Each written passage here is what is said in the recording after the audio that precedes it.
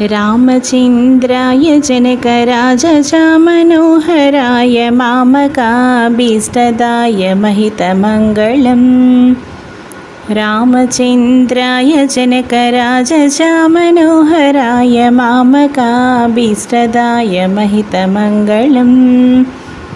कोसलेशाय मन्दहासदासपोषणाय वासवादिविनुत सत्वरदमङ्गलम् चारुकुङ्कुमोपेतचन्दनादिचर्चिताय हारकटकशोभिताय भूरिमङ्गलम् ललितरत्नकुण्डलाय तुलसीवनमालिकाय